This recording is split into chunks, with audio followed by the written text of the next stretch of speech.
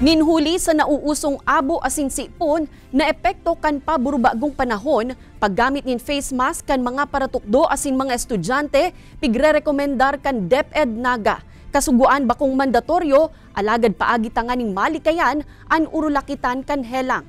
Uyan report ni Chris Novello.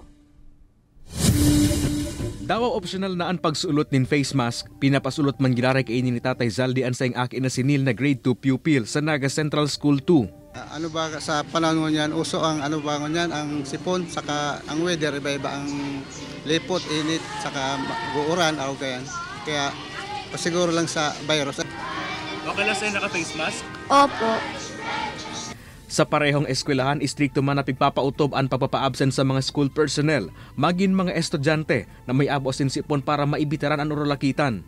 Ang advice namin sa mga parents, pag may sakit, ang mga bata, ubo, sipon, pahingahin na muna sa bahay, mag-rest. Pag okay na, saka na lang pumasok para dahil makaulakit. May nakaandaman na face mask si teacher para sa mga estudyanteng may abo asin sipon. Ninhuli ka nauusong niya na viral illnesses siring kan abo asin sipon. Ninhuli sa paborobagong panahon, ipigrekomendar kan Schools Division Office kan DepEd Naga ang pagsusulot nin face mask bako sanakan mga estudyante alagad magin kan mga paratukdo. It's not mandatory.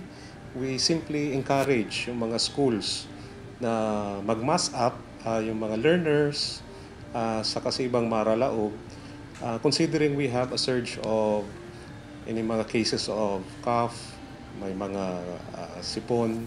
So this is merely encouragement na for self-care. Marikas kaasubutan posibilidad ng urulakitan sa laog kan eskwelahan. Pinapautob man subot kan mga eskwelahan sa syudad. Ang learning modalities kanan daiman maapektaran ang learning activity kan mga aki. Kay banan si Jovel Obiso, Chris Novello, Balitang Bicolandia.